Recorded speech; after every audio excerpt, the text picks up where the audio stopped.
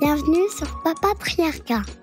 Je suis Cédric Rostin, votre hôte, et je suis ravi de vous accueillir dans ce podcast pour parler ensemble de parentalité, d'éducation, de promotion des droits de l'enfant tout en s'affranchissant du modèle patriarcal.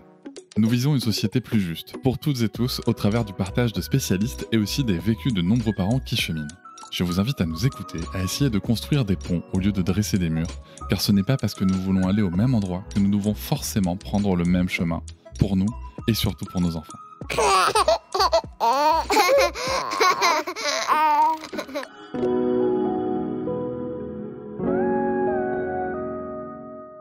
Salut Audrey. Salut Cédric. Je voulais profiter que tu sois là pour discuter un petit peu de sujets, notamment sur les vacances. Et le sujet qu'on va aborder aujourd'hui, c'est le sommeil des enfants en vacances. Pourquoi les enfants peuvent avoir du mal à dormir pendant les vacances ? Est-ce que c'est le lieu, le nouveau rythme, l'excitation, j'en sais rien. Est-ce qu'il faut maintenir une routine ou s'adapter à une certaine détente, à un certain relâchement estival ? Et surtout, comment est-ce qu'on va se réajuster en douceur au rythme de la rentrée à la fin des vacances ? Le sommeil, chez l'enfant, chez l'adulte, c'est un processus qui aime la régularité et la répétition. Donc, le moindre changement qui arrive dans la vie d'un enfant, que ce soit un départ en vacances, plus ou moins court, même un week-end, peut venir perturber un petit peu le rythme physiologique de l'enfant. Donc, même nous, d'ailleurs, en tant qu'adultes, si vous regardez les vacances, notre sommeil est un petit peu perturbé. Donc, en fait, qu'est-ce qui va se passer quand je pars en vacances ? Déjà, le stress que vous transmettez à vos enfants, parce que du coup, vous préparez les bagages, vous anticipez. Des fois, vous arrêtez de travailler juste la veille de partir en vacances. C'est quand même un peu de stress d'un départ en vacances chez le parent. Donc, ça va se transmettre à l'enfant qui, lui, ne pourra pas matérialiser ce qui se passe. Il vous verra juste un petit peu épuisé, fatigué, stressé, impatient, plus nerveux que d'habitude. Donc, c'est quelque chose qu'il va recevoir, qui va dire « Qu'est-ce qui se passe ? Où on va ?» Est-ce que c'est safe ? Est-ce que c'est pas safe ? Parce que lui, comme je vous dis, il peut pas matérialiser, surtout quand il est petit. Plus ils sont grands, plus ils vont pouvoir le faire, mais petits, ils peuvent pas. Donc déjà, le stress que vous allez transmettre à vos enfants, plus éventuellement la route, les bouchons, la chaleur, l'avion, toute l'attente qu'il va y avoir, en fait, tout ça, ça va être des choses que l'enfant va intégrer comme des émotions, qui vont venir un petit peu chambouler son quotidien. Et ensuite, le rythme des vacances, qui n'est pas du tout le même qu'à la maison. Oui. Moindrement que vous êtes, je sais pas, moi, que ce soit dans un mobil-home, dans une tente, même à l'hôtel, Airbnb, vous n'êtes pas chez vous. Donc, le lieu qui va changer va forcément modifier les repères de l'enfant, la régularité et la répétition, donc va forcément entraîner des perturbations du sommeil. Mais alors, qu'est-ce que tu conseilles ? Est-ce qu'il faut qu'on maintienne nos rituels quand même au maximum ? Est-ce qu'il faut qu'on se dise, ce soir, il y a barbecue, on se couche à 23h au lieu de 20h, c'est pas grave ? Comment on fait ? Alors, c'est un petit peu du cas par cas. Si j'ai un enfant qui a un sommeil impeccable, j'ai vraiment jamais rencontré de difficultés, à part les dents, à part les petites choses normales de difficulté du sommeil, que tout va bien, je peux me laisser un petit peu d'adaptabilité. L'enfant va s'adapter, je vais lui parler aussi beaucoup, sauf si j'ai un enfant qui est très anxieux, je vais éviter de trop le préparer à l'avance.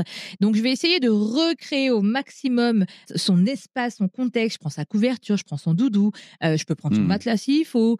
Je vais essayer de lui faire retrouver des choses qu'il a à la maison, déjà pour assurer le lien, en fait, dans le déplacement et le repère de l'enfant.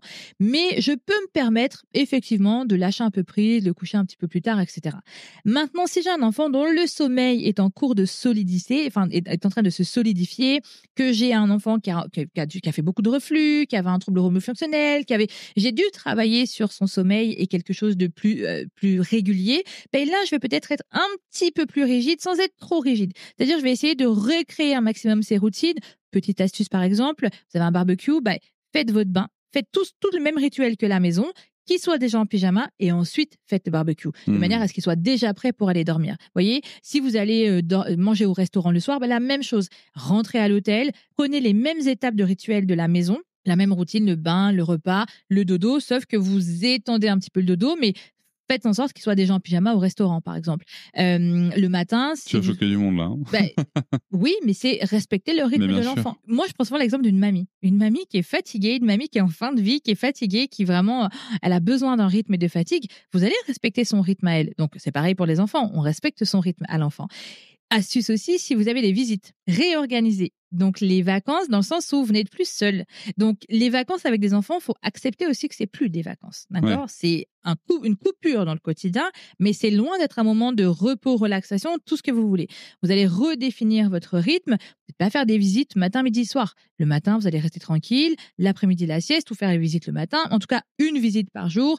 Pensez à manger à midi. C'est beaucoup d'organisation. Donc, c'est accepter aussi de se dire, OK, je pars, je coupe avec mon quotidien, mais je vais peut-être pas avoir les mêmes bénéfices que si je partais en couple en vacances. Et pour la reprise du rythme, tu vois, par exemple, à la rentrée scolaire à la fin des vacances? On anticipe, c'est-à-dire que à peu près, encore une fois, selon votre enfant, vous connaissez vos enfants, s'ils s'adaptent vite, ils intègrent vite ou pas, eh bien vous allez 15 jours à une semaine à 15 jours avant la rentrée scolaire commencer à rattraper les heures, c'est-à-dire que si en vacances votre enfant se couche à 22h, eh bien allez 21h45 pendant 2-3 jours, 21h30 pendant Ok. 2-3 jours, on reprend petit à petit les bonnes habitudes pour arriver proche de la rentrée scolaire avec du coup une heure de coucher qui va ressembler à celle qu'on va avoir. Audrey, quels sont tes 3 points clés pour nous aider avec le sommeil de nos enfants pendant les vacances? Alors, pendant les vacances, les 3 points clés, c'est la prévisibilité. Vous anticipez tout ce que vous pouvez pour éviter de transmettre du stress à vos enfants pour vos vacances. La deuxième chose, c'est on garde les rituels, mais on enlève la rigidité. On ne se met pas de pression, on est en vacances, on profite,